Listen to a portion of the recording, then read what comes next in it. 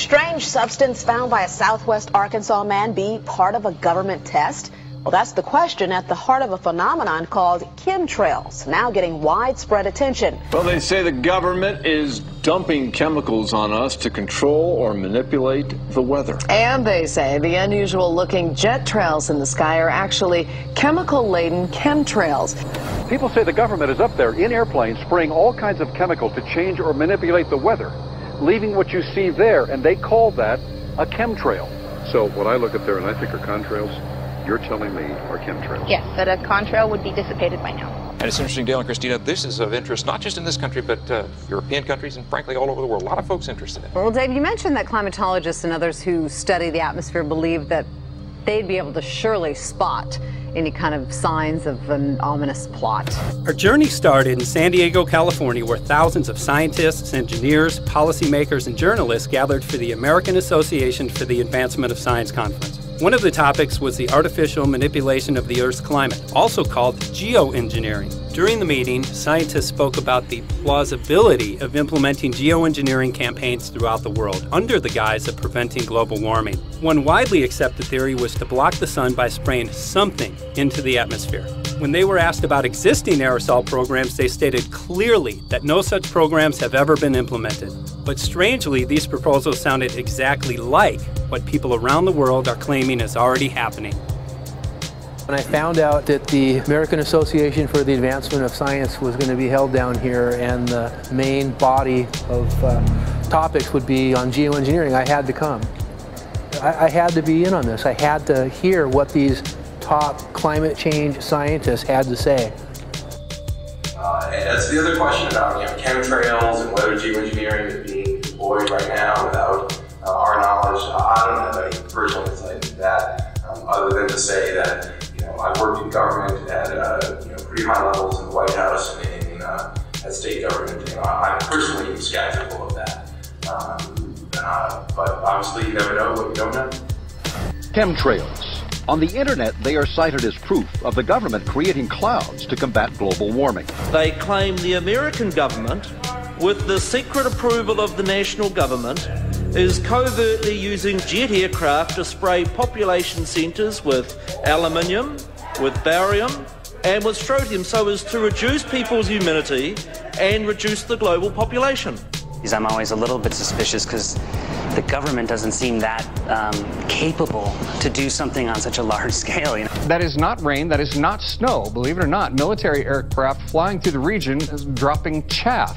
Small bits of aluminum, sometimes it's made of plastic or even talicized paper products, but it's used as an anti-radar issue, and obviously they're up there practicing. Now, they won't confirm that, but I was in the Marine Corps for many years, and I'll tell you right now, that's what it is. And what happens here, military jets, some come out of Key West Air Force Base, and they move off into the atmosphere, and they drop mylar strips. Some could be a little wider, some are small glass fibers that are coated in aluminum. And what the Air Force does is they take their military jets and they dump these out of the aircraft, they fall into the atmosphere, and some take as much to a day to fall down. This is inevitably military or something going on. The government, the Air Force, you see this kind of a pattern like this, you can rest assured there's something going on. They're actually little bitty magnetic and little bitty strips of, whether it's aluminum. It's a nuisance to you and I to determine what's real and what's not, but it looks like it is a life-saving operation there from the military. The apparent motive behind this conspiracy theory is one world government. Order, I cannot hear. Mr. Speaker, I want to assure the House that both my ministry and my colleague, the Minister of Health, who have received correspondence on this issue, that this conspiracy theory does not have an iota of truth, and that the trails observed from aircraft simply come from jet engines. Question number 9. Order. And I think what an appalling example it is of the new Foreign Affairs spokesperson for the Labour Party that she's spreading conspiracy theories about the United States government. I think the House has heard sufficient.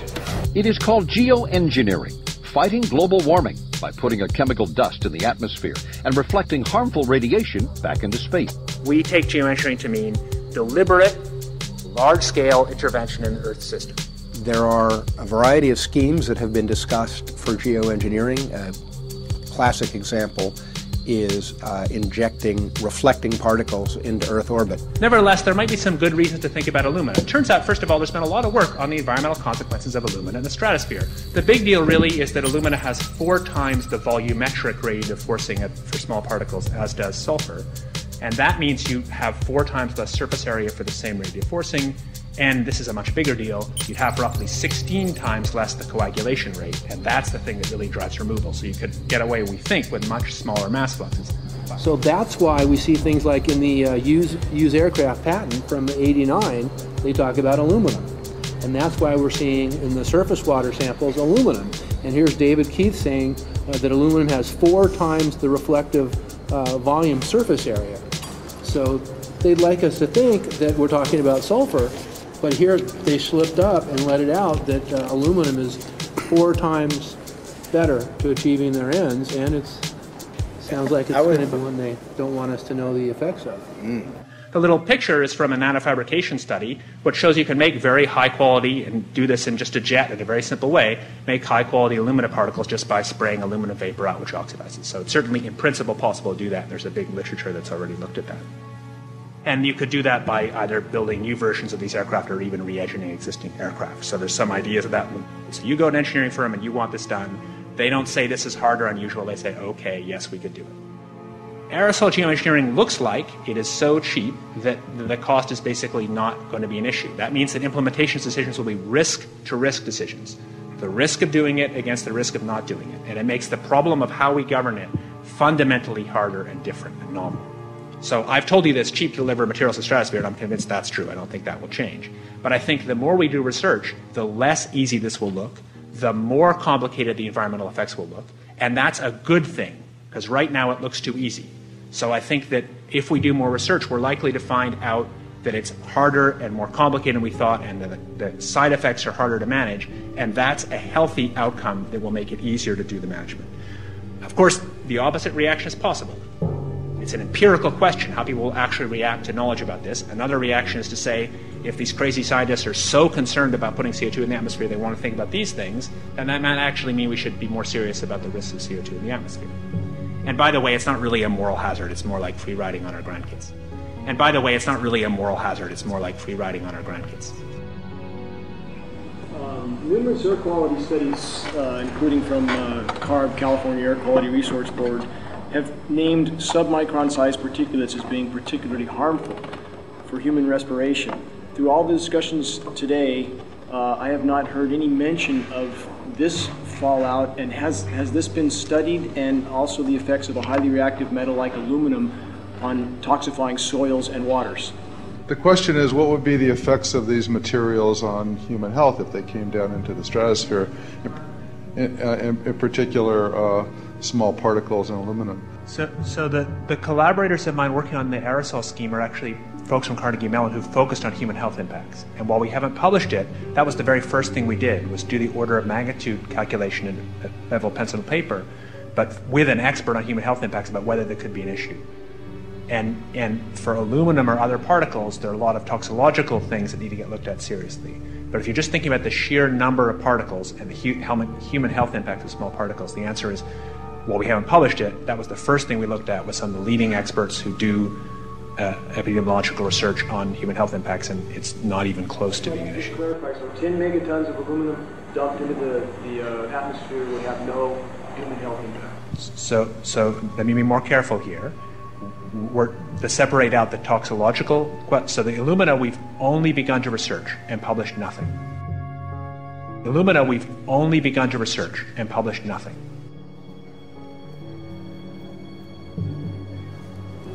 Dane looked at him and he said, so you're telling me that spraying 10 to 20 megatons of aluminum, as you said, would have no human health effects? He took a deep breath and he swallowed and he said, let me be more careful here. We haven't done anything serious on alumina, and so there could be something terrible that we'll find tomorrow. We haven't looked at it. And that, for me, that was the whole main point of what is going to be coming out to the public. It's the damaging effects of aluminum that are being found around the world in massive amounts. Here's David Keith confronted on this very issue, and he looked, you know, at that point like they just let the cat out of the bag. Mm-hmm. we haven't done anything serious on Illumina, and so there could be something terrible that we'll find tomorrow. We haven't looked at it. They're proceeding because they have an agenda that's separate from trying to thwart this crisis of global warming. You know, there's obviously several other objectives, whether it's depopulation, control, weapons aspects, communications aspects, all kinds of things, you know, wild cards that we know nothing about. We don't really know, and I'm not going to attempt to speculate on exactly what the agendas are, but we can see clearly the agendas are not benefiting mankind. You know, it's benefiting the agenda of the elite.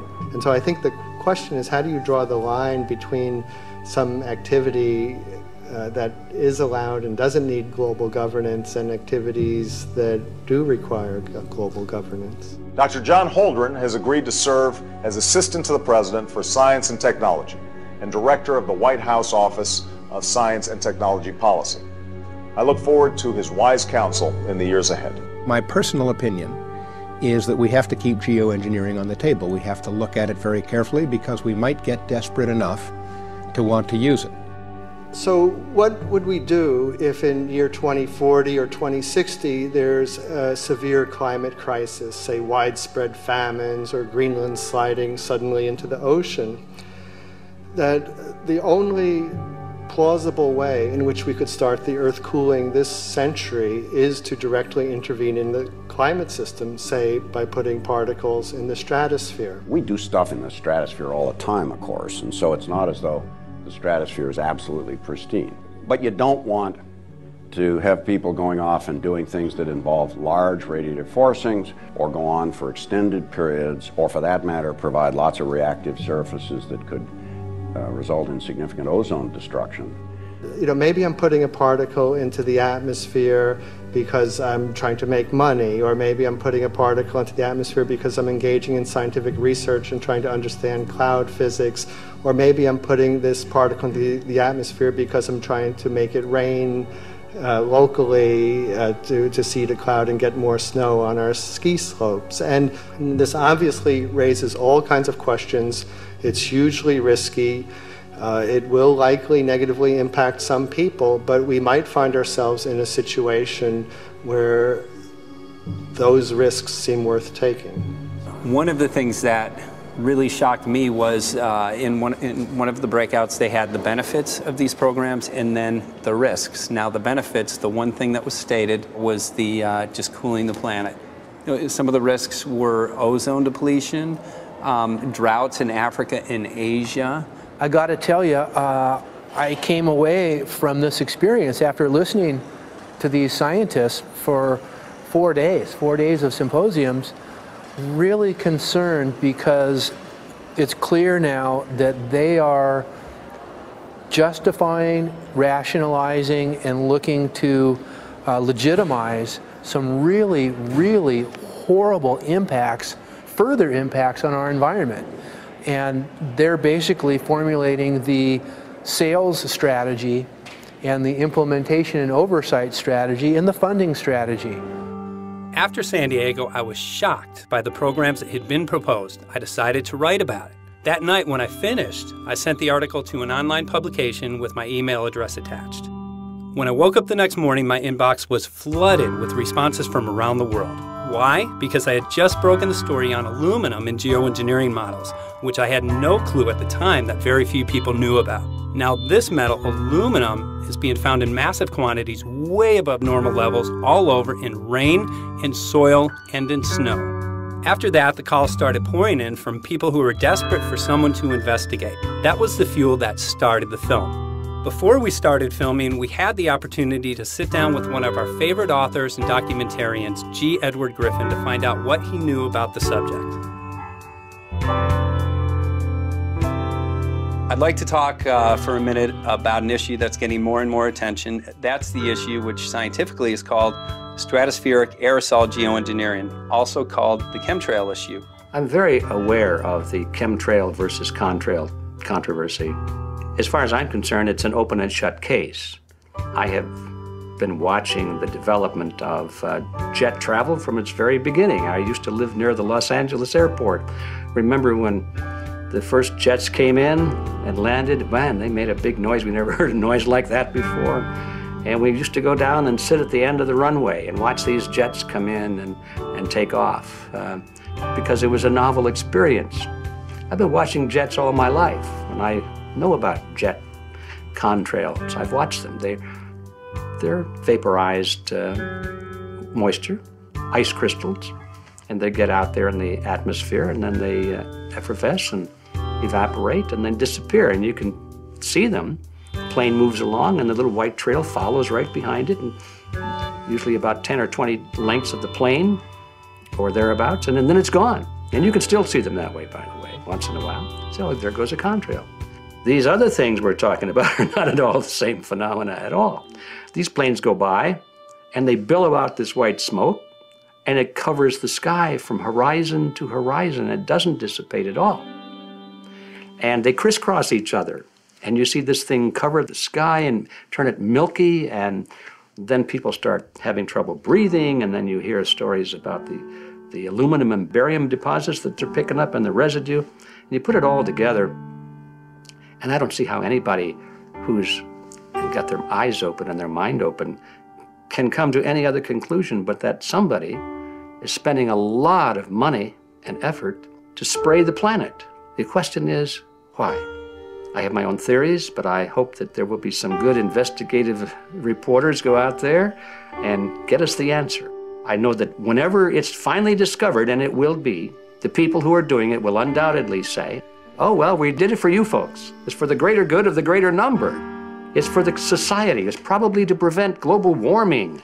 Or maybe it's to inoculate people against some kind of a dreaded biological attack. We can't go around shooting everybody in the arm, but we can spray them and save their lives. You see how good we are? We're doing it for the benefit of society. I know they're going to, whatever it is, they're going to say it was for your good or mine. Think if we had the ability to steer hurricanes, and the hurricane was going to slam into New Orleans.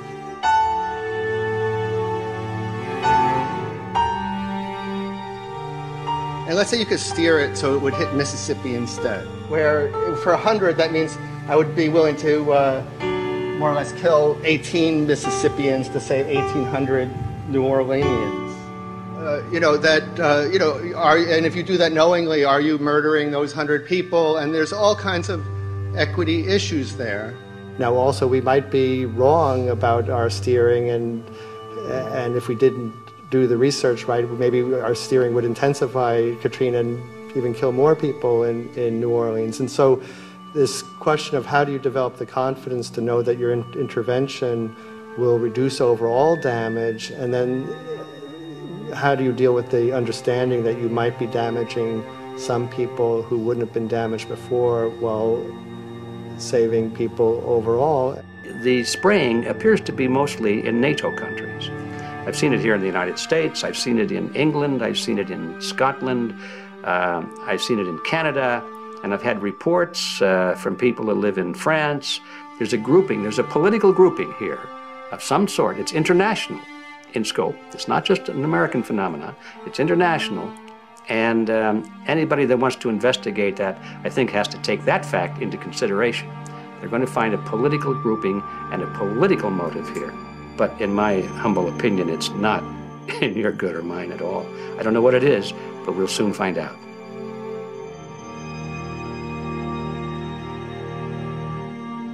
I'm sure that if you follow the old advice, which is follow the money, you'll come to the answer sooner or later. Soon we realized that we all shared the same need to get this information out there, to share with the public, to let people know what is being done. Ed felt so passionately about the issue, he offered to help us. Well, the main thing now, since it looks like the budget is going to be met, is to get it done well. We don't come off the tree knowing any answers at all. Yeah, we're not scientists. We're just asking questions, exactly. And we've got to be very skeptical about the answers. That's it's totally accurate, totally honest. Why can't people see this? They're not hearing it. They don't know that the facts are not being presented to them. We're very lucky, you know that? Look at this opportunity that's been dumped on us. I know.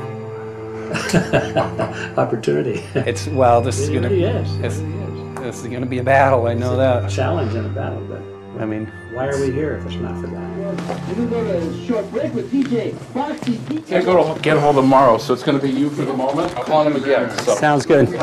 I saw the sky crisscross with chemtrails, and I can't remember if it was in LA or I was on the road, but I had looked up one day, and I thought, look at that. That's not the flight path, man.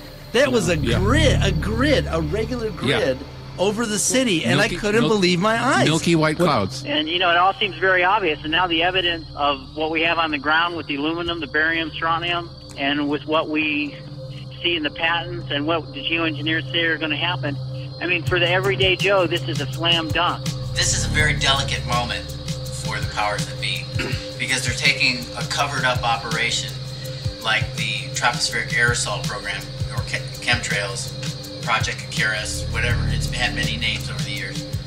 And they're making it overt into a geoengineering scientific shield to deflect sunlight because global warming's out of hand. So at this very moment, the belly of the beast is right above us with no armor. Whether people believe in chemtrails or not, the geoengineering should be scary enough. And when people learn about geoengineering, chemtrails will then become apparent, because they're the same.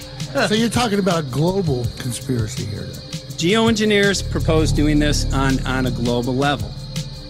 Off to Redding, California. Guess this is the second step after the 8 AS meeting. We'll see what we find.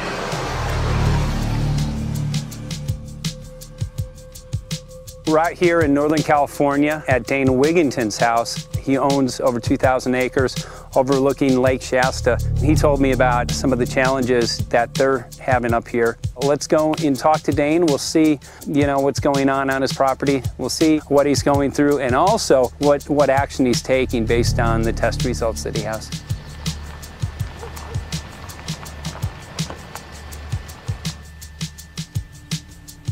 As you know, I have a background in the energy fields.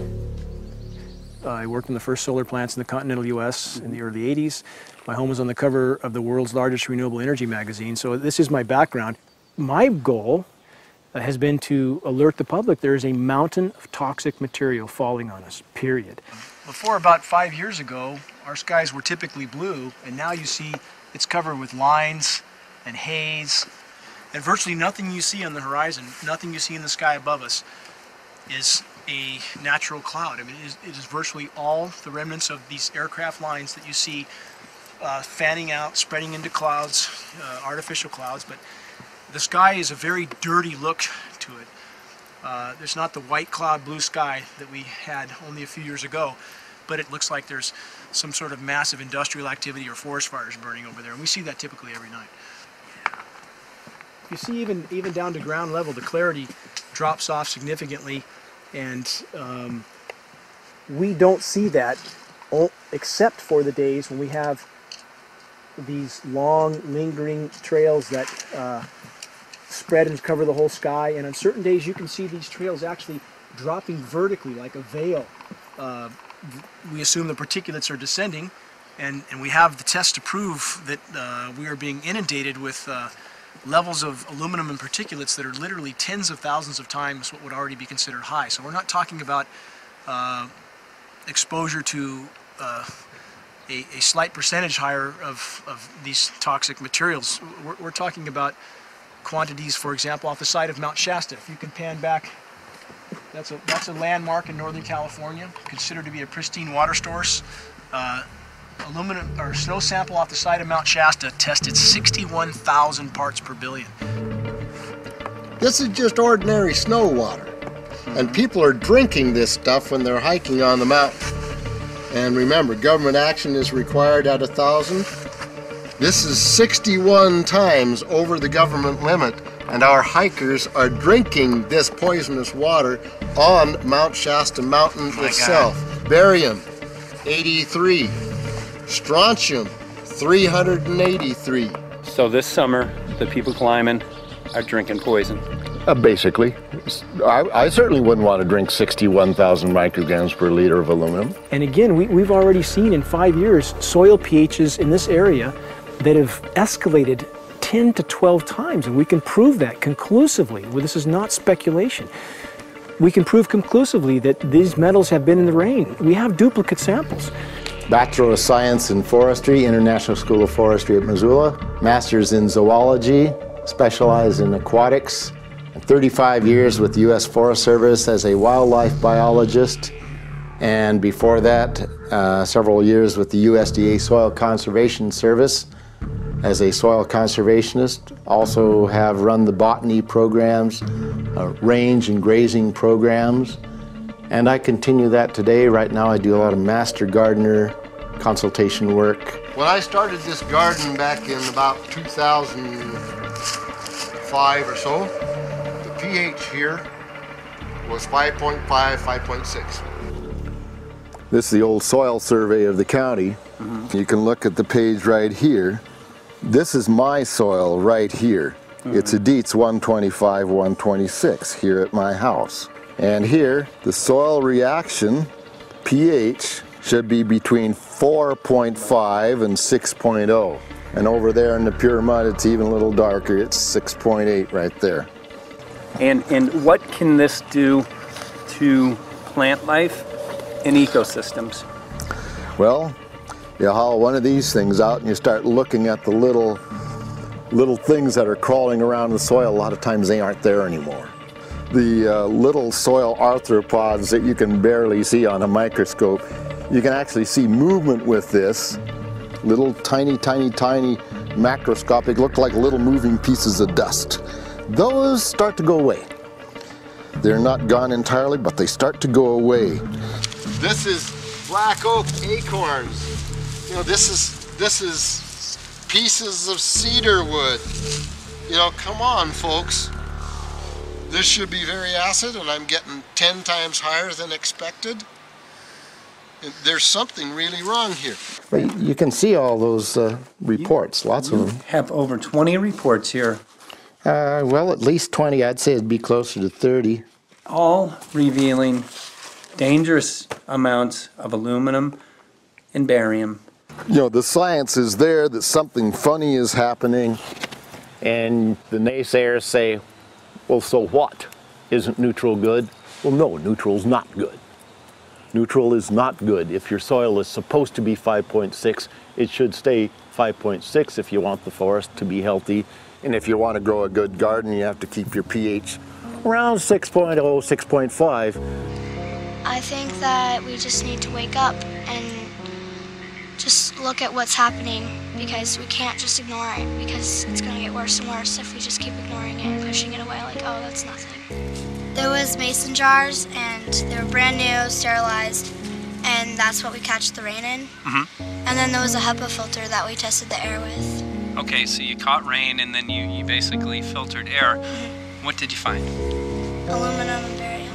Here's another test that's revealing 375,000 parts per million aluminum, barium at 3,090, and strontium at 345. Yeah, that's from a lined pond. With EPDM fish-safe pond liner. There is no chemicals, manufacturing materials at all in that pond liner that's available to the aquatic life. It's designed for that purpose. The well that feeds this pond has been tested and retested. ND, no detectable aluminum, 0. The only other place this pond can receive water is rainfall. We are located on a filtered, forested hilltop, miles and miles and miles away from any industry, highway, and so forth. After several heavy spray days, there was a film that we received formed on the surface of the water, and we tested that crust, and it was aluminum and barium. That after a year and a half's accumulation had 375,000 parts per billion of aluminum in it. It's literally toxic. We can say conclusively that what we see in the sky matches expressly what's outlined in numerous patents, and the materials on the ground match those patents. This material was not there 5 years ago. It is a recent phenomena in the quantities it's in. It has escalated in some cases 50,000% in 5 years in the case of aluminum. From our original baseline reading of 7 parts per billion, which was already high, it has escalated up to 50,000% in 5 years. And we've seen profound changes in that time. Dr. Leonard Time, PhD in chemistry, I cross-checked with him And he says the oxides of aluminum, barium, and strontium will drive your pH into the coastal, from an acid soil like this up into the neutral. There's no question about it. And that's exactly... That's exactly what you see happening. Wow.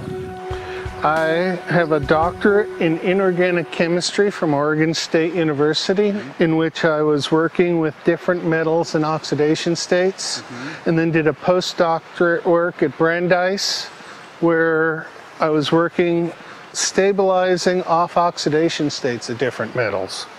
The goal is to sort of figure out how everything fits in the dynamic equilibrium of life.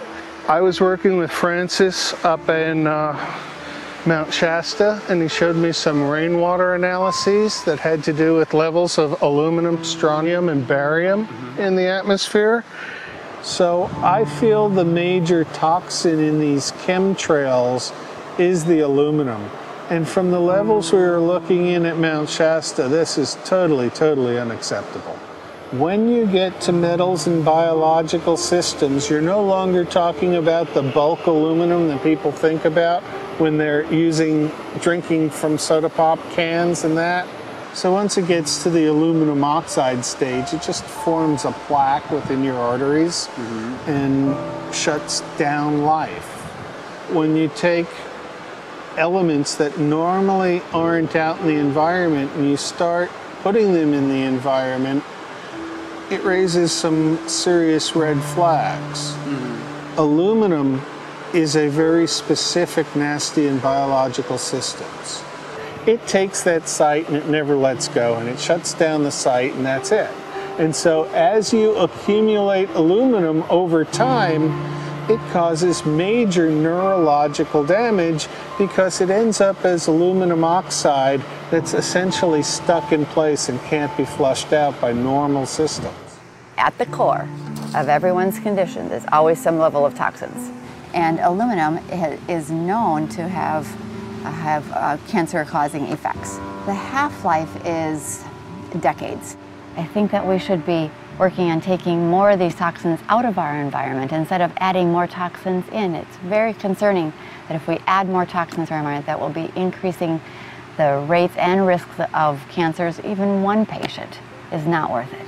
So sad that they would consider putting aluminum in our environment to affect something when they could be causing so much more damage.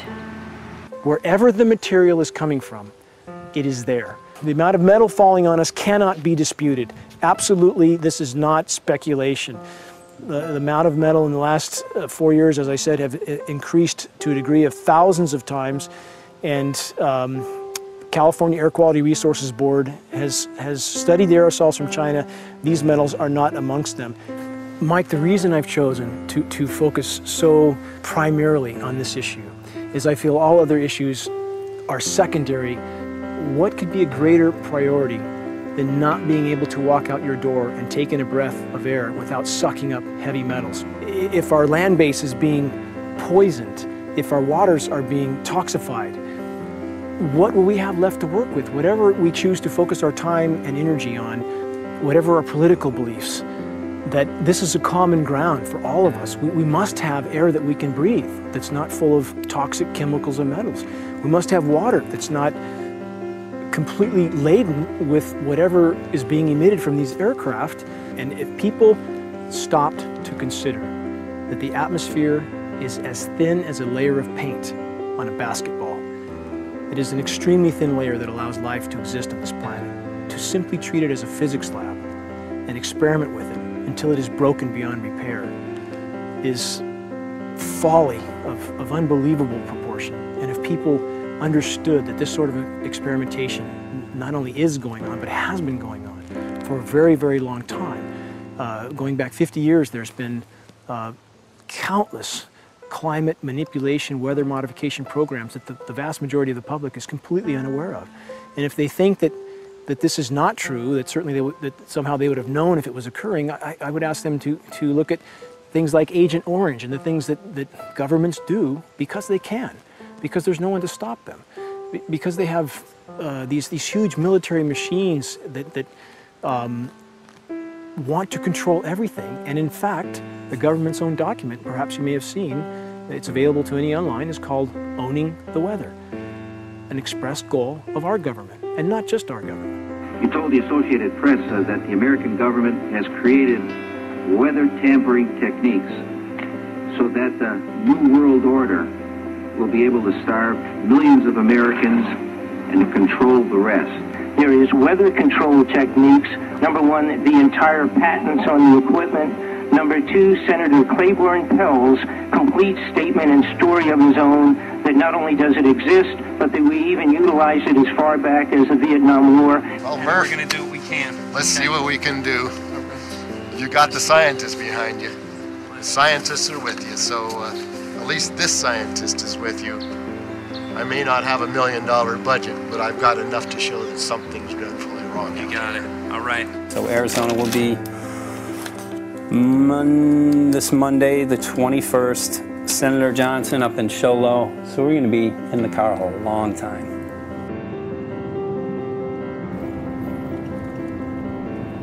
Well, it is such a pleasure.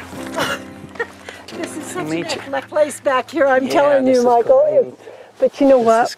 We love it. It's so private and it's so quiet and peaceful. And please come in. My name is Karen Johnson. I served in the Arizona State Legislature for 12 years.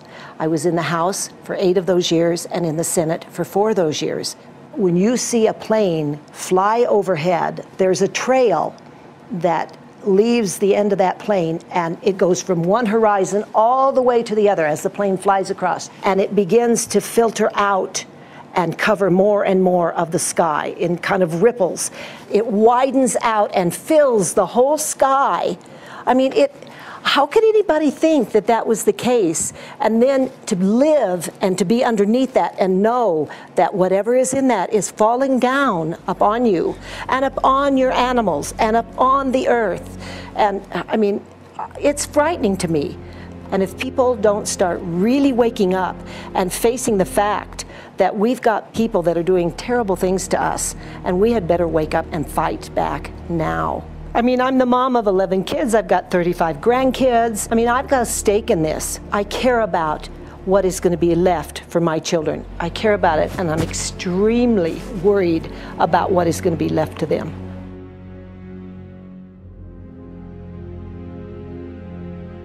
Aluminum is toxic, and we know that it's accumulative. And we know that we're getting more. So we're absorbing it in the air, we're drinking it in our water, so we are accumulating more. So the thought of more aluminum being dispersed in our environment in the way that you mentioned is very frightening to us and very disturbing to us. Those of us who have done any research on this are really quite concerned that we are ill-informed about this issue, and mostly that it's being done. Aluminum is toxic. We know that it is. We can debate as to the amount of toxicity that is going to be disturbing the body, but as far as really accepting the fact that it's accumulative, it's synergistic, then we have to conclude that it's not a good idea to put it in our atmosphere, especially when we know we're getting increased amounts, and especially since we know that the scientific communities around the world are pointing a finger at the heavy metal toxicities, at the toxicities that we're absorbing in the day-to-day food that we eat and the air that we breathe. The concern is off the charts about why is this happening? Why is this being allowed to be sprayed continually all over the United States, all over the world? Who is paying for this? I mean, the incidence of Alzheimer's has just skyrocketed, which evidently has to do with an accumulation of aluminum in the brain cells. I mean, I think almost every family has been touched by a member as they get older having Alzheimer's. And it's a horrible disease. And to say that, well, this just came because people drank soda pop out of aluminum cans, you know, when my father passed away with Alzheimer's and he didn't ever drink soda pop, you know, that explanation doesn't ring true with me. And so I'm wondering, how much did this chemtrail spraying back in the Illinois area affect him? Aluminum and fine metal is an accelerant. friend who's a firefighter up in Pine, Arizona for 20 or 30 years says that the wildfires now that they're fighting are way beyond anything they've seen before in intensity. And when you look at the air samples and you see the fine particles of aluminum, which is very flammable, and magnesium settling on the trees, this is causing unprecedented savage wildfire. But if you look at this, you can see these are parts per million. They sent this to me, and I just found this to be extremely interesting because we should have like 2 parts per million of aluminum in our air. And this is saying that there's 39,000 parts of aluminum. That's astronomical. Barium is high. I mean, these are way off the charts of what people should be breathing or what's coming down on them. And, you know, if people wonder why their health is deteriorating, why they're having to go to emergency rooms, why they can't breathe, you know, why they're getting Alzheimer's, this has been planned. We have elites, I don't know what you want to call them, one worlders, Illuminati, I don't, whatever you want to call them. But with these people that don't care about the average person. They only care about themselves, their greed, their power, and if they eliminate, you know, 2/3, 3/4 of us from the planet, so much for the better for them, because then they don't have so many people to have to herd around and worry about.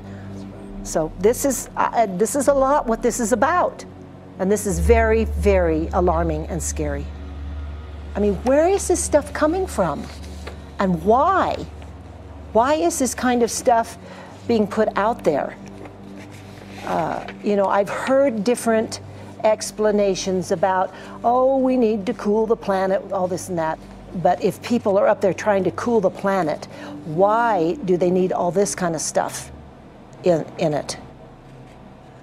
The explanations just never have really rang very true. And as I'm setting up the equipment, she looked at me, she said, all these trees here are dying. And I said, what? She says, all these trees in here are dying. So I thought, well, I'm going to test for aluminum, because that's one of the key things in the programs that we're talking about, and titanium. And I took some of this bark sample and tested it, and it came back positive with aluminum and titanium. Then I started traveling around California, noticing the same thing. In Lake Tahoe, there was a lot of the same type of bark, all through Sacramento area and Davis. Just about everywhere I went, I was noticing this silver white bark. What I think is happening is these chemicals are getting down and destroying the roots. And then as they come up, they're going out into the bark. Those 2 right there are the ones that are just, it just hurts so bad to see these 2, because look how old and big they are. We probably lost 40 trees right here on our 10 acres. Every week, every other weekend, we'd see another tree that was beginning to die. And I mean, it's just so sad, we just cry. And to think that that might have something to do with it, along with their other explanations, would really, really frost me. Every time you lose a tree, you know, it's not good, it's just sad. And there's another one over here in this little group of trees here. Don't you feel better when you stand up and fight than if you crawl down in a little hole and go to sleep? You know, I mean, my gosh, people, your families are out there, children are out there, your grandchildren. I mean, you've got to do something to help.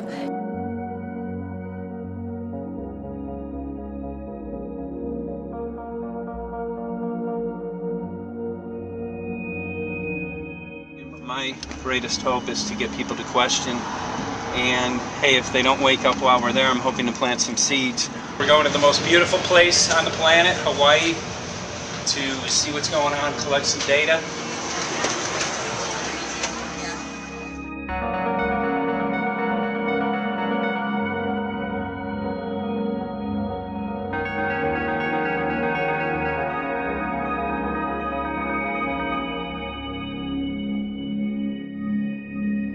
Thank you for having fun with us. Hope you enjoyed the trip. Have a great vacation and welcome home if you're lucky enough to live here. Thank you.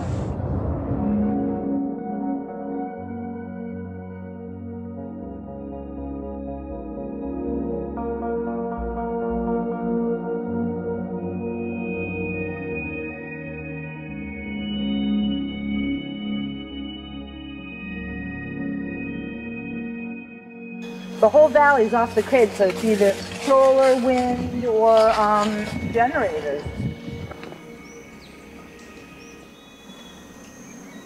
Look at this, man.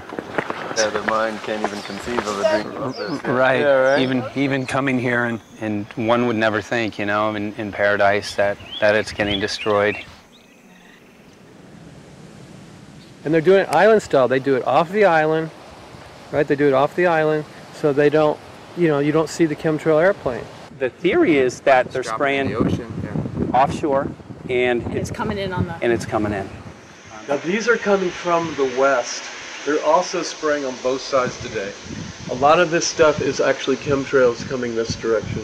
There's material that's blocking. We should be able to see to the horizon, you know, where the Earth curves, because we're high enough and we have the ocean, right? So we should be able to see. We should be able to see the Big Island. It's only 30 miles away.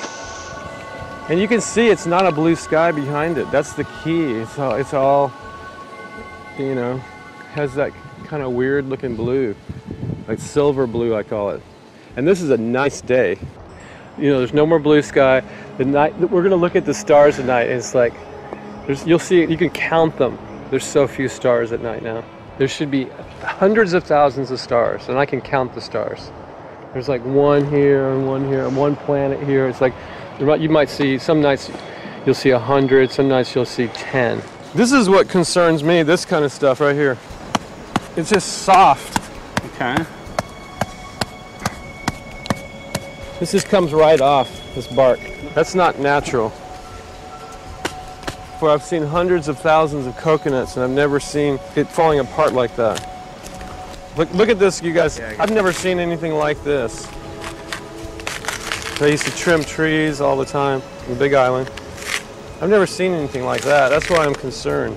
Not an easy task that you have here on the island. I could see the skepticism because it is so far beyond anybody's reality. It's amazing. It's just amazing to try to look through somebody else's eyes. Like my eyes, I can see this, so it's like night and day. And other people, it's just the illusion is just so deep. What do you think would happen if everybody awakened to what was going on and what the plans were of geoengineers? I think they'd have a revolution in Hawaii. If people really understood what was going on. What's your concern for, I know that you love the land here. What's your concern about the chemtrails? Well, that we won't be able to live here and grow our own food. And that our health is going to be compromised. Do you think it already has been? Yes. And the thing is that they're doing it every day here, every day. So it's hammering, micro doses every day. And then, of course, it's getting in the environment, and of course, it's weakening the plants. And it takes a couple years for this to actually weaken the plant. So we're asking for GMO taro. We're asking for GMO papaya because we can't grow our natural seeds. We can't be sustainable. We can't truly, you know, be here as God created us to be. So my friend convinced me to do a hair analysis on my daughter. So we went ahead and cut close to her scalp and got some really recently grown hair and sent it in. I was just sure that my daughter's hair was going to be so clean with the lifestyle that we live. And lo and behold, it came back and her levels were really high in aluminum. This is the chart here. This is the reference range, and this is where my daughter is. 23.1. Aluminum. The skies are covered with a white mist, and I look up at night anymore and I don't see the deep, dense stars that I used to, and I can't help but think this obviously has something to do with my daughter's health. I don't know where else these heavy metals are coming from. Yeah, I mean, look how old she is. Yeah. She's been isolated here. Here, and she's... Here. Anybody looking at the situation would be like, this is paradise. This child should be like superhuman. Organic farm. And here you are getting all this heavy metal stuff. She has highest level aluminum on the chart. Never had a vaccine either. Folks, these people are playing God. They are playing God. They're manipulating the weather and they're spraying stuff into the sky. They are trying to geoengineer everything, including your plants and trees and your ocean. Well, tonight, we're just hoping that instead of not looking at it, you'll start looking into it, because I really believe from the bottom of my heart that we are in a real crisis. I really do. They are proposing dumping 10 to 20 million tons of aluminum into the upper atmosphere. What does aluminum do? It changes the pH of soils, which is toxic to plant life. Also, it's very toxic to human health. Are they doing it? Well, let me tell you about my experience and what we found. We have much evidence that not only suggests, but I believe prove that they are happening. Jeff, what's going on? And as I promised, we're joined right now by a very special guest, Michael J. Murphy, currently on location in Hawaii. He's working on a documentary film called What in the World Are They Spraying? Michael, welcome to the program. Great to speak with you today.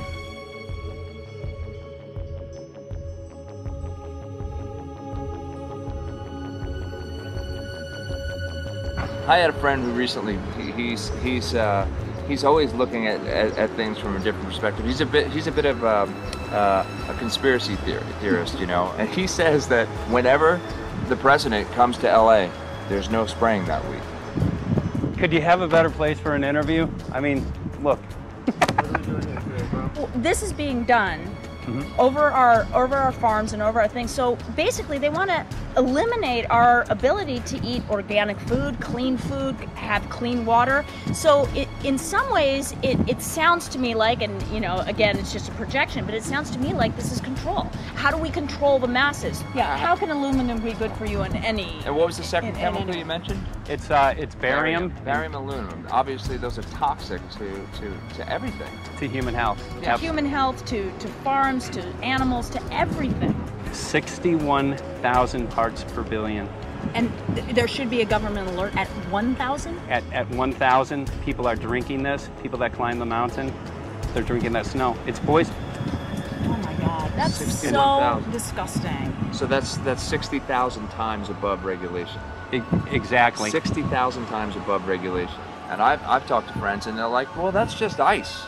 That's just condensation.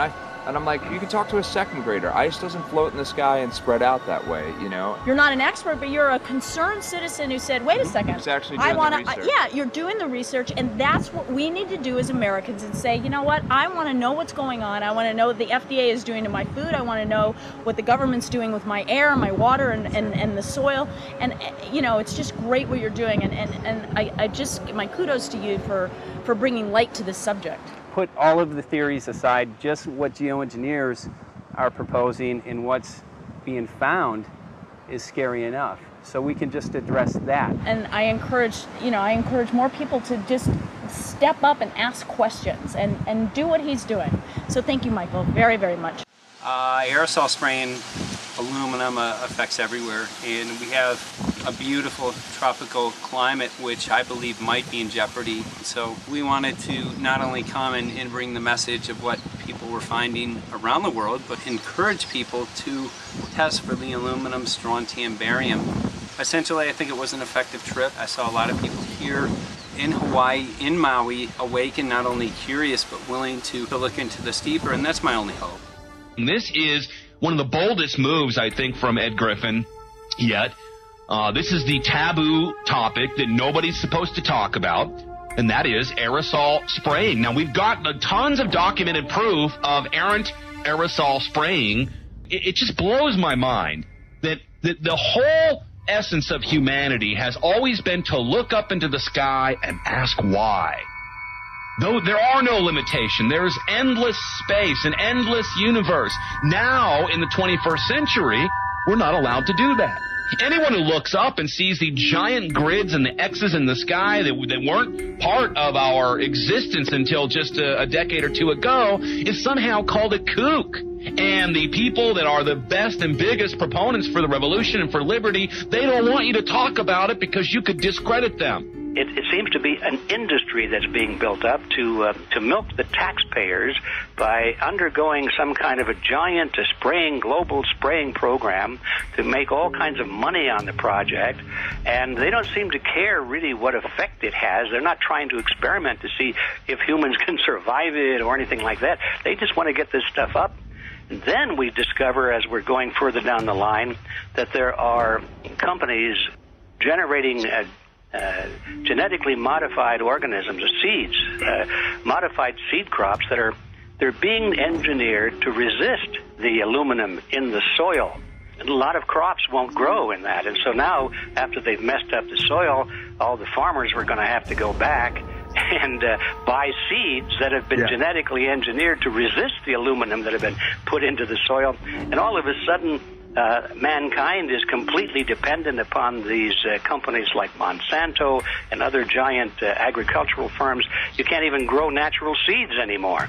And we're looking at that. It's a shocking thing. I hope we don't find that that's true.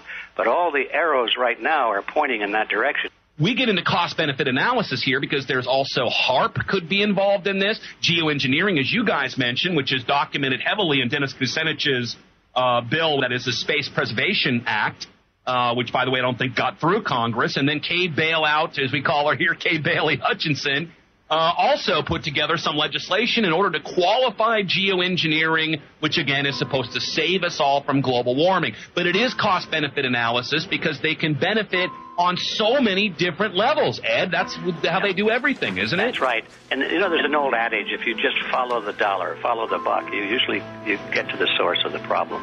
And it looks to me like there's a tremendously profitable industry being built up right now around this concept of geoengineering or weather modification or reducing global warming and all of these other things that can be sold fairly easily to an unsuspecting public. They also, oh, well, that's good. We don't want global warming, you know. And so they put up with this, and they don't question, they don't criticize. But behind the scenes, you see a whole industry being built up, which is, as I say, tremendously profitable. And the money for all of that is coming from the taxpayers. And it's a scam is basically what it is. We're just focusing on the one area that is real easy to prove. There's no speculation in the area that we're going into. They definitely are doing this geoengineering. They definitely are talking about it. They're working up formulas for it. They're putting together strategies for it. They've got funding for it. Everything is in place. We don't even have to go into those other areas to make the case. Okay, let them believe that, but at least they must understand that there's no question that they're talking about it and planning to do it. And so shouldn't they be equally alarmed about what they're going to do if it can be shown that barium and aluminum and some of these other toxic metals are very destructive to the planet and destructive to human health? Isn't that enough? You know, how many issues do we need to crank into this? And so, you know, if you're going to kill the planet and kill the population, do we need any other reason to be alarmed? What in the world are they spraying? Thank God people are asking this question. That's all we want. We just want to be able to ask these questions. Our good friend G. Edward Griffin, all these years, Mike Murphy and Paul Wittenberger doing this great effort with your help. This is a community effort to get people real information. What in the world are they spraying? Any final quick comments before we're out of time? And my only final thought is that we asked the question, what in the world are they spraying? And we now know what it is. And folks, you're not going to like it.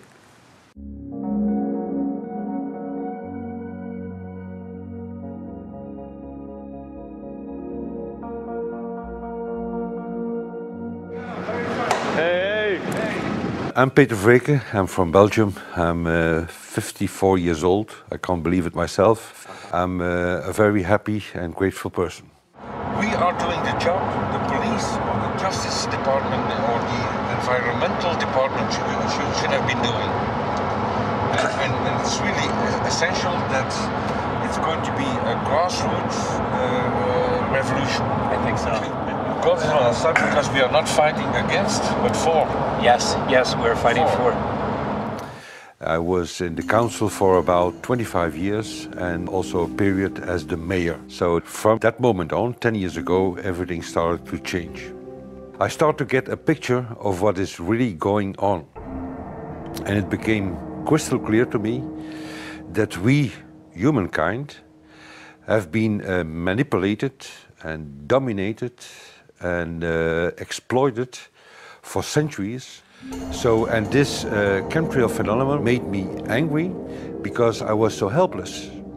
You can decide what food you're going to eat, what you're going to smoke, what water you're going to drink, what kind of life you're going to lead, but not with this phenomenon. Then you are just a victim.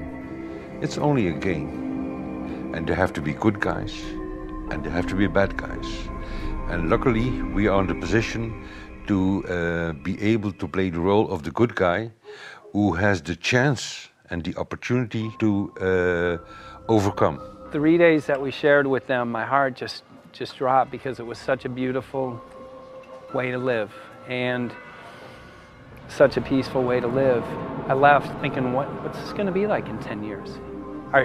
Is everything going to be killed off on their property?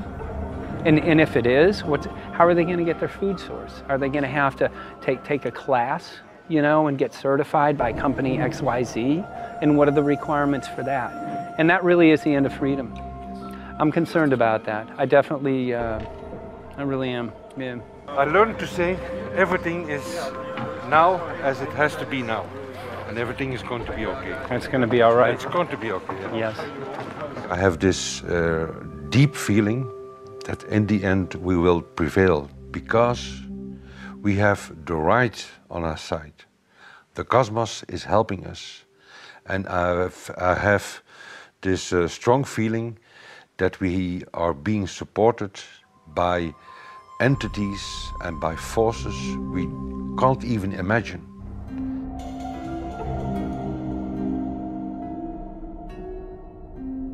Here for the first time we have this scientific proof that we are being spread. We are being spread, and it's incredible and it's hard to believe, but we are being spread. I think at this moment to stop is not an option. Once you know it and once you have a tool like this and an opportunity like this, that the issue of chemtrails or persistent jet contrails or whatever name you use for it, that this phenomenon is recognized as being real, publicly debated on. In the context of geoengineering, I think it's high noon to bring this to the public. This is what the sky is supposed to look like. These are old paintings. We forgot this, I'm afraid. In the years that I have been a medical research journalist, I have looked at many things, and I found the same three issues in whatever I'm looking at.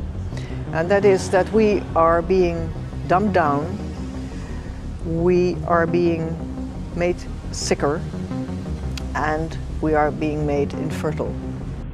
Citizens gathered from around the world in Belgium for the first International Chemtrail Symposium. The event attracted leading professionals, politicians, and activists who discussed the health, environmental, and social implications of these programs. Today it's only going to be about facts, documents, figures, patents, licenses, everything that brings us to the truth. We have no other weapon against this vast complex than exposing and bringing their dark works in the light of the truth. We have the hope that by our efforts, more and more people will become aware of the fact that we are deceived by our leaders. So today, we, as a family, join forces with the people who publicly made known to the world that chemtrails are not a conspiracy theory, but a conspiracy fact. From the Technische Universiteit Delft in the Netherlands. Ladies and gentlemen, please welcome Koen Vermeeren.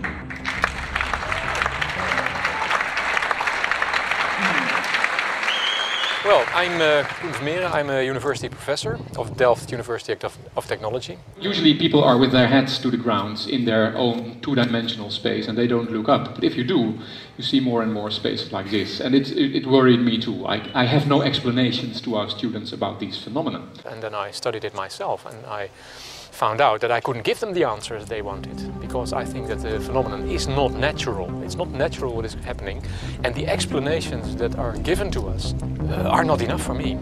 If you look at them from a scientific point of view, the first thing a scientist does is trying to explain something. Because I'm smart and my students are not as smart yet, so I have to give them answers to questions. But if you ask most scientists honestly, they cannot answer all your questions. If people are using climate control over our heads, I want to know about it. I want to know the consequences, I want to know the health impact, I want to know everything. I need, as a teacher in my university, to give answers to my students. And they have good questions. And I don't have the answers, and I want to know. Excellent. And we should discuss this. Ladies and gentlemen, for here you in the auditorium and for all over the world, Michael Murphy.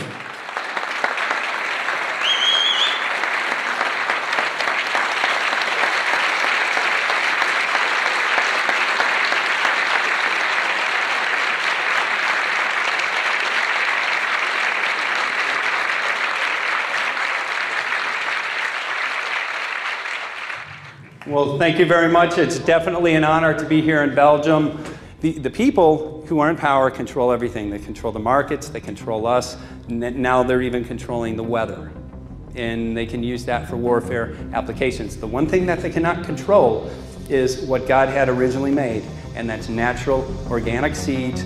This is called the Hegelian dialect. It's called problem, reaction, solution. The problem here is massive amounts of aluminum, things starting to die. The solution is company X that says, hey man, you're not getting yields on your crop. Everything's dying. But I got the solution, I got a seed that will grow in this environment. The only problem is, now you have to start buying from me. We're a little concerned that maybe part of this agenda could be to kill off anything that's natural and organic and re-engineer it with aluminum-resistant GMO seeds. Many may know we just got back from a week of filming in Hawaii, and it was an incredible trip. A big concern for the people there is they're beginning to see softening of the coconut trees. But their concern is that these programs may again be part of a broader agenda to destroy anything that's natural and organic, so that the corporate redesigned GMO foods might be the only source of food for people. I didn't anticipate so many people, young and old, who are interested in this phenomenon and are concerned about it. And I especially liked the address that the young girl gave today. Only 17 and already making an address to the audience. That is, well, incredible. My name is Sofia Xenidis. I am 17 years old. It is quite scary to know that the air we breathe is not what it's supposed to be. That the food we eat and the water we drink contain traces of those substances which are sprayed out over all of us, as though we were being poisoned like insects. The feeling that this is causing me are feelings of deep anger and rage. I don't want to be poisoned, I don't want to be infected with cancer, and I'm just so angry that this global poisoning can be going on such a massive scale, and not enough is being done to stop this crime. A clear answer to one question. Are we being sprayed? Have we been sprayed? And is it their intention to spray again and again? What are we going to do about it? How are we going to deal with it? How are we going to stop it? I know the answer. There is only one person who can stop it. And you know it. You are. You are the person, the one you have been waiting for. We are magnificent, beautiful, godlike, divine human beings. Ladies and gentlemen, sisters and brothers, in this auditorium and in the whole world, thank you so very much for being present with us. And for now, please enjoy this anthem.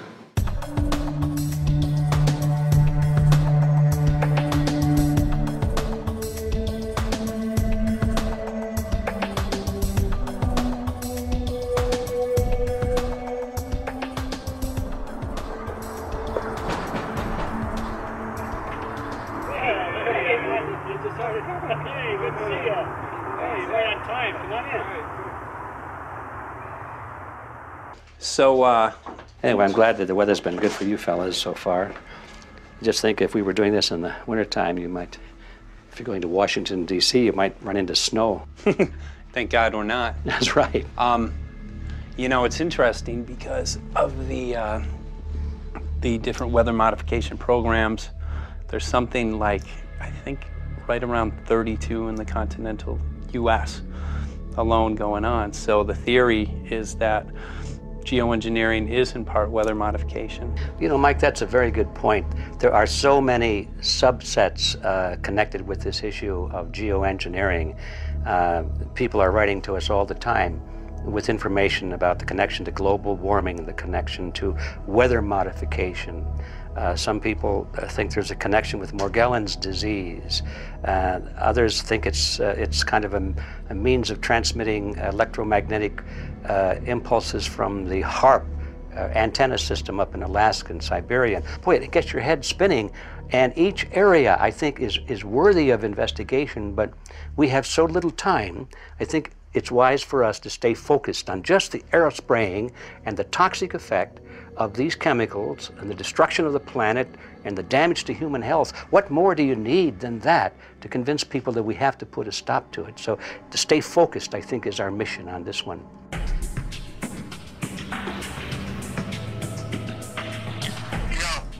Jeremy, we had an idea. We know that you know the political system real well. Our idea was this: we have a ton of data and information that we've collected throughout our travels, and you know, we really think a good way to end the film would be addressing this to elected officials, some of the senators. So we were wondering this, if you might be able to come and kind of help us out and perhaps show us the way in how to get this done politically. But it sounds like a really good idea, and I'm also going to get to, in terms of researching who it is that we should really focus on talking to about this. At the very least, if we could make it impossible for them to claim that they don't know at this point, we can strip away their plausible deniability that they haven't heard of the data that points to geoengineering stratospheric aerosol operation already going on. At the very least, it should be very interesting to go to district of criminality and put some people on alert. Yeah, you have a lot of enemies in Washington. That's where all the power comes together and the money, you know. So there are people there, I'm sure, that just don't want us to do this job. But I'm glad you're going, and you'll find out.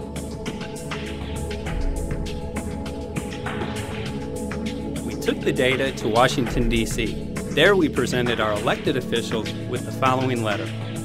According to the 5th article of the Bill of Rights amending the Constitution for the United States of America, no person shall be deprived of life, liberty, or property without due process of law. But the daily spraying is depriving all persons living within the United States of life, health, liberty, and integrity of our common and private property without due process of law. As a representative of the people of the United States of America, we insist that you do everything in your power to protect us and immediately put a stop to geoengineering spraying at once. There exists no justification, legal or otherwise, to poison the planet and its inhabitants. Now suppose that space aliens arrived on, maybe they're going to land at the UN headquarters down the road here, or maybe they'll pick a smarter spot. But suppose they arrive and they give you a box, and the box has 2 knobs. One knob is the knob for controlling global temperature, maybe another knob is a knob for controlling CO2 concentrations. You might imagine that we would fight wars over that box, because we have no way to agree about where to set the knobs. No global governance, And different people will have different places they want it set. Solar engineering is like chemotherapy. No one wants it. But we all want the ability to do chemo and to understand its risks, should we find ourselves with dangerous cancer. How long does it last up there? The lifetimes are years. What, years? A couple years. And then it what, precipitates out, or? Yeah, that's correct. No toxic side effects that we know of? The thing we always wonder about is the unknown unknown. Yeah. So if you're thinking about, say, the acidification, it's clear that's not a problem. There's several studies that showed that. Right. But of course the concern here is with so little research, there may be some unknown that comes out of left field that bites us. My name's Mike Murphy. I'm a filmmaker in from Los Angeles. We're covering an issue called geoengineering. Okay, thanks guys. Senator, a quick question about the issue of geoengineering. I'm afraid I don't know what you're talking about. And wondering if you were supportive of geoengineers' proposals of spraying 10 to 20 million tons of aluminum into the atmosphere. I should really get a briefing paper on it before I give an opinion. Oh, not a problem. Are you aware of the issue? Not completely. At all? Because, okay. Do you have a letter from constituents, and people have concerns? Yeah, We're making a documentary about the I don't know. You guys have credentials to be here? Yes, yes, we do. We pass through security as well. Endowed by our creator. I think so. Please don't touch that. Please don't touch my property. You're lying. No, why? What did we lie? What did we lie about, sir? No, we're not. What are we lying about? Lying about what? That's a little unusual, huh? I haven't heard that. Okay. You're not aware of it? And it appears that these programs have already been deployed. You know, I haven't looked at that proposal, and so, you know, why don't you let me review it? I can do that. Are you aware of? Actually, I'm going to go. Yeah. Let me go ahead and get that. I will take a look at this, and I will act accordingly. General, this program, this openly covert program of the aerosol spraying, stratospheric aerosol spraying, geoengineering, using tons of aluminum, spraying it up in the sky. I have no idea what you're talking about. Okay. Commonly called chemtrail, sir. When you were the head of NEMA, did you see the aerosol trails? Mike Murphy, filmmaker in Los Angeles. Hi, sir. And we're covering an issue called geoengineering, and wanted to know if you're supportive of geoengineers' proposals.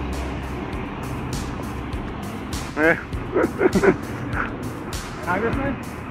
Hey, Congressman. I'm wondering if you're supportive of geoengineers' proposals, which is dumping 10 to 20 million tons of aluminum into the atmosphere. Pardon? Okay. Can you make an appointment for my office? I'm not supportive of it. I haven't looked at it close, so I don't. Have you heard of the issue? Because it's becoming mainstream in public, and there are actually congressional committees which are being formed to talk about these programs. Mm-hmm. Yeah. Well, I think when we drop anything into the atmosphere, we should know prior to the effect of that, right? Yes. And if we don't have the knowledge as to what the effect will be, we shouldn't do it. I think there are 4 different options for thinking about deployment of geoengineering. The first one would be we just ban it. I would argue that one does not want to get too firm a restriction in place on small-scale studies early on because it'll tie the science hands. I think what the science community ought to be trying to do is say, you do small-scale stuff inside this space, and it's a scientific question what that space ought to be. There shouldn't be a lot of oversight and restriction. Congressman? Excuse me. Hi, I'm Mike Murphy from Los Angeles, covering an issue called geoengineering. These guys are running from the geoengineering issue. I wonder why. I'd have to talk to my staff. I don't know what your details on that are. Have anyone made you aware of the issue, or? Sir? Congressman, your committee talked about geoengineering last November. Are you in support of those proposals? I'd love to give you a paper. Which Geoengineering? You know nothing about the geoengineering issue? Never heard of it. They call it geoengineering, but yeah, I never heard of it. It's nothing I've ever heard anything about. When we looked up in the air today outside the sea, we saw this stuff going on. Quickly, have you heard of geoengineering? No. The proposal is to shoot 10 million tons of metals into the air. This committee, Science and Technology, covered it for the first time. No. No, I've never heard of it. So we were very concerned. How you doing? I'm fine. So what? We spoke with Congresswoman Watson's office, and her press secretary, Ms. White, was familiar with Representative Kucinich's Space Preservation Act, which mentioned chemtrails and the weaponization of the atmosphere in space, and then it was pressured to be taken off the bill. Did you see the aerosol spraying going on today over the Capitol? Congressman? Geoengineering carries with it a tremendous range of uncertainties, ethical and political concerns, and the potential for catastrophic environmental side effects. He's not one to do interviews very often, so not unless we usually really pressure him into it. Okay. So don't, all that is, don't hold your breath. As chairman of the Committee of Jurisdiction, I feel a responsibility to begin a public dialogue and develop a record on geoengineering. We want to know if you're supportive of their measures by spraying 10 to 20 million tons of aluminum into the atmosphere? No, I think we need to have more research. Okay. And about the issue of current deployment, there's literally a mountain of evidence that many people believe proves the deployment of these programs. Any knowledge of that? No, there's certainly not a mountain of evidence, but I do support research into geoengineering, and I also support looking into the international governance of that. Okay. I hope anybody that has studied it knows, at least I think, that it's a radical proposal, and I hope we don't have to use it, but there may come that point in time where we do. Now, if we could provide you with the evidence that suggests that these programs are and have been ongoing, would you be willing to address this publicly? We've had about 3 or 4 hearings on it. We have addressed them publicly. Well, not about the proposals, but about the current deployment of these programs. Citizens. I don't support the current deployment. I think we need to have more research, and they have consequences that go beyond one nation. And so I think that there needs to be governance to that. Governance is not simply an issue of deployment, but governance before deployment in terms particularly of large-scale scientific fieldwork. I concede that on this subject and in general, it's not popular to talk about global rules. And when these people started talking about the need for UN Security Council oversight, a supranational environmental security enforcement with a strong mandate by the UN, it really was clear that they're looking for a global power behind the manipulation of the environment. But I do think it needs to be sort of an international kind of treaty that does tie and bind all nations into a common fate. It is a common fate. And unfortunately, it's not just big governments that could do this. It is small governments. It is billionaires probably could figure, I'm going to save the world all by myself, and I won't bother to mention it. How do we decide when there's a planetary emergency? Whose hand is on the thermostat? How do we decide when to start it? There's no way to do that right now. And what if we do start doing it, and then by some problem with the technology or with the will, we can no longer do it? In a year or two, the aerosols will come out of the atmosphere and temperatures will shoot up at a rate much faster than it's going up now. And it's that rate of change that's hard for us to adapt to. So once we start it, we'll be sort of locked into doing it for a long, long time. And so that, and with basically no end in sight. Boeing would pursue this to make a profit, right? I mean, there's financial motivation to do this. Let's see. So let me not speak for Boeing. Is that allowed? Okay. Yeah, well, it is what it is. No, but someday, if the U.S. is going to decide to do this stuff, they're going to look to a company who can do it, and you want to be positioned. Boeing would rather be get it than Lockheed Martin. So certainly we have an industrial base that helps the country take on technologies and large-scale challenges like national defense. And we do that both for a profit motive as well as, I think, as a national service. So I think it would be truly disastrous if, you know, we discovered a few years from now that there was a black program that some government had stood up to sort of learn on the quiet how to do this. It's pretty clear you can cool the planet, but you will not and cannot bring it back to exactly the same climate state you started with. So you may or may not, and I expect we'll have a lot of back and forth about how useful it is to ameliorate the risks of climate change. I think there's a good evidence it probably is useful, but we don't know. But it certainly can't get you back to exactly the climate you started with. I think everybody agrees with that. Do you think you'll see deployment in our lifetime? Let me say I hope not. Al? I would agree. I hope not. I hope Very not. preach. Okay. I see this as something like an evacuation plan. That you build big dikes. Maybe that's the emissions reduction to try to keep the flood from wiping you out. But that if that flood should come, that you'd like a plan for what to do in the event of that catastrophe. So I see these options more as a catastrophic response option and not as a way to reduce risk of everyday climate change. You would advocate mitigating consumption of beef as a means of accomplishing your objective? Yes. How would you suggest going about that?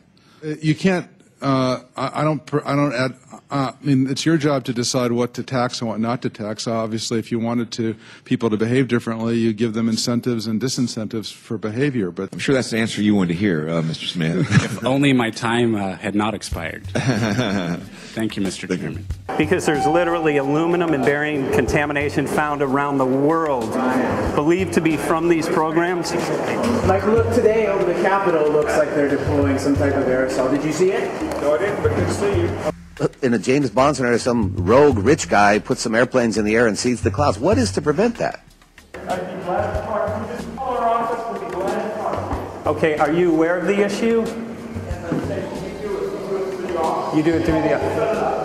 Are you in support of those proposals? What is your take? I don't know anything about it. You're not. I have to get more information. I've got a chair here. Okay, we'll give you a letter on that. Yeah, this is a letter from constituents. Okay, great.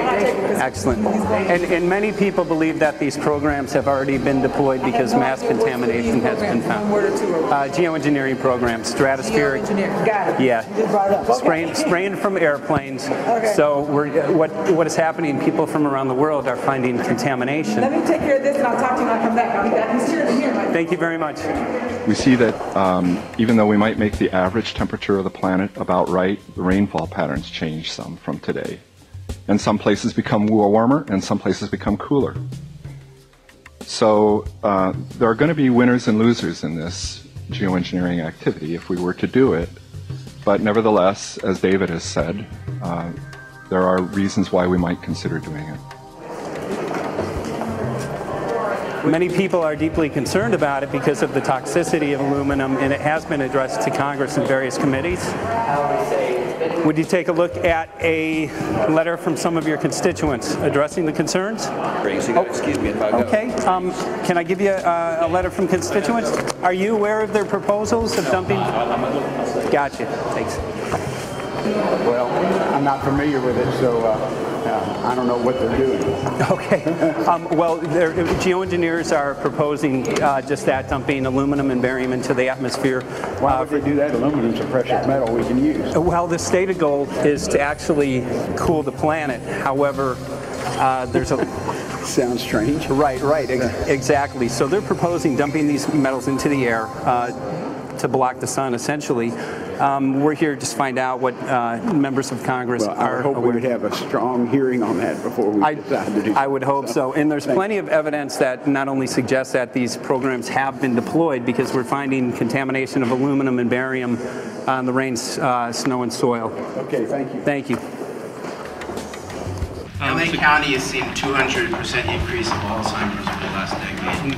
Tons of ground and water samples showing high levels of aluminum all around our state. Why don't you give me all the information you have I have some very good people I will assign it to. And if you get it to Mr. Lavelle, we will He's get got it my to card the and right- send me an email and we'll take a look at it. We'll be in touch. We are Okay. investigating this, and there's literally a mountain of evidence that suggests that these Okay, programs are move doing that it. mountain over to us. You Let got us it. take a look at it. And look up, Thank keep you. looking up into the sky and you'll see some of it. Oh, okay. You will. You can All see right. the aerosols being sprayed out of airplanes quite a bit. Okay. So thank you. Yeah, the future of humanity is definitely dependent on it. So we're counting on people like yourself to take some proactive steps. So thank you very much, guys. You're very welcome. Appreciate Thank it. you. Thank you. Right.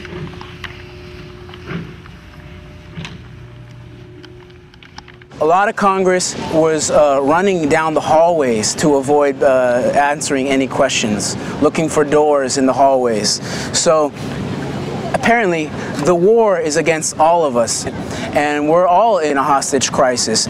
People who took an oath to uphold and defend the Constitution are not only know this is happening, are participating in this. And all of us have a duty to stand up and speak out about it. Why is the water being contaminated? Why is the soil being contaminated? Why are aluminum-related diseases going up? And it's affecting all of us, and thus we all have the duty to stand up and speak out and get educated and stop this. For our own sake, for our children's sake, it is a crucial moment in history right now. The human beings, we need to decide whether to live on our knees while being sprayed and poisoned every day, while being under a continual threat, or whether we are going to stand up and live as free human beings and seek truth, justice, peace, and freedom for all of God's children. So as you can see, we're ending our film here in Washington, D.C. We've made many public officials aware of this. Most of them either denied any knowledge of this, or they simply were unwilling to address the situation with us. So as you can see right behind the White House, we do have aerosols behind us. The spraying has continued. What is the solution? Is the solution here in Washington, D.C.? Clearly, this is one of the solutions, but the solution is not only here, the solution is within you. This issue affects all of us so deeply. So you need to look inside. Please get active, get involved, start spreading the word with growing awareness. About 90% of the population, we believe, is unaware of this issue, which means 90% of the people who normally might do something if they knew are not doing anything because they are unaware. So please look into your heart, use whatever skill you have to get the word out. The future of humanity is dependent upon it.